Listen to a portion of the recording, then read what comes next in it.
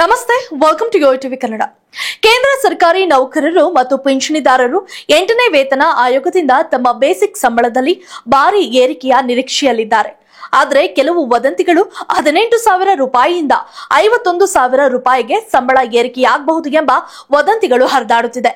ಆದರೆ Kotak institutional equities ವಿಶ್ಲೇಷಣೆಯ ಪ್ರಕಾರ ಬೇಸಿಕ್ ಸಂಬಳ ಕೇವಲ 30,000 ರೂಪಾಯಿಗೆ ಏರಿಕೆಯಾಗಲಿದೆ. ಇದು ಭಾರಿ ಏರಿಕೆಯ ಕನಸು ಕಾಣುತ್ತಿದ್ದವರಿಗೆ ನಿರಾಸೆಯ ಸುದ್ದಿಯಾಗಿದೆ.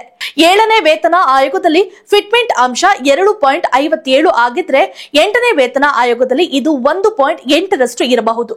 ಇದರಿಂದ ಬೇಸಿಕ್ ಸಂಬಳ 18,000 ರೂಪಾಯಿಯಿಂದ 30,000 ರೂಪಾಯಿಗೆ ಏರಿಕೆಯಾಗಲಿದೆ. 51,000 ರೂಪಾಯಿ ಏರಿಕೆಯ ವದಂತಿಗಳು ಸುಳ್ಳು ಎಂದು ಸ್ಪಷ್ಟವಾಗಿದೆ. ಈ ಸಾಧಾರಣ ಏರಿಕೆಯಿಂದ ನೌಕರರಿಗೆ ದೊಡ್ಡ ಆರ್ಥಿಕ ಉತ್ತೇಜನ ಸಿಗದಿರಬಹುದು. 8ನೇ ವೇತನ ಆಯೋಗದ ಘೋಷಣೆ 2025ರ ಜನವರಿಯಲ್ಲಿ ಆಗಿದೆ. ಆದರೆ ಟರ್ಮ್ ಆಫ್ ರೆಫರೆನ್ಸ್ ಇನ್ನೂ ಅಂತಿಮವಾಗಿಲ್ಲ. ಆಯೋಗದ ಅಧ್ಯಕ್ಷರು ಮತ್ತು ಸದಸ್ಯರ ನೇಮಕವು ಬಾಕಿ ಇದೆ. ವರದಿ ಸಲ್ಲಿಕೆಗೆ 18 ತಿಂಗಳು ಮತ್ತು ಜಾರಿಗೆ 3 ರಿಂದ 9 ತಿಂಗಳು ತೆಗೆದುಕೊಳ್ಳಬಹುದು. ಹೀಗಾಗಿ 2026ರ ಅಂತ್ಯ ಅಥವಾ 2027ರ ಆರಂಭದವರೆಗೆ ಸಂಬಳ ಏರಿಕೆ ಜಾರಿಯಾಗುವ ಸಾಧ್ಯತೆ ಕಡಿಮೆ.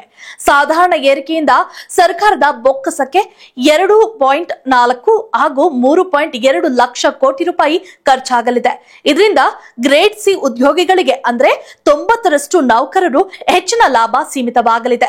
ಆದರೆ ಈ ಏರಿಕೆಯಿಂದ ಆಟೋಮೊಬೈಲ್, ಗ್ರಾಹಕ ಗೂಡ್ಸ್ ಮತ್ತು ರಿಯಲ್ ಎಸ್ಟೇಟ್ ಕ್ಷೇತ್ರಗಳಿಗೆ ಚೇತರಿಕೆ ಸಿಗಬಹುದು. ಉಳಿತಾಯವಾದ 1 ಲಕ್ಷ ಅಥವಾ 1.5 ಲಕ್ಷ ಕೋಟಿ ರೂಪಾಯಿಯಿಂದ ನೌಕರರು ಸ್ಟಾಕ್ ಮಾರ್ಕೆಟ್, ಬ್ಯಾಂಕ್ ಠೇವಣಿ ಮತ್ತು ಭೂ ಖರೀದಿಗೆ ಬಳಸಬಹುದು. ಹಣಕಾಸು ರಾಜ್ಯ ಸಚಿವ ಪಂಕಜ್ ಚೌಧರಿ ಅವರು 8ನೇ ವೇತನ ಆಯೋಗಕ್ಕೆ ಗ್ರೌಂಡ್ ವರ್ಕ್ ಆರಂಭವಾಗಿದೆ ಎಂದು ತಿಳಿಸಿದ್ದಾರೆ. ಹಣಕಾಸು ಇಲಾಖೆಯು ವಿವಿಧ ಇಲಾಖೆಗಳಿಂದ ಮಾಹಿತಿ ಕೇಳಿದೆ. ಹಣದುಬ್ಬರ ಮತ್ತು ಜೀವನ ವೆಚ್ಚವನ್ನ ಗಮನದಲ್ಲಿಟ್ಟು ಪ್ರತಿ 10 ವರ್ಷಗಳಿಗೊಮ್ಮೆ ಸಂಬಳ ಪರಿಷ್ಕರಣೆಯಾಗುತ್ತದೆ. 7ನೇ ವೇತನ ಆಯೋಗ 2016ರಿಂದ ಜಾರಿಯಲ್ಲಿದ್ದು 8ನೇ ವೇತನ ಆಯೋಗದ ಶಿಫಾರಸುಗಳು 2026ರ ಅಂತ್ಯದಿಂದ ಜಾರಿಯಾಗಬಹುದು.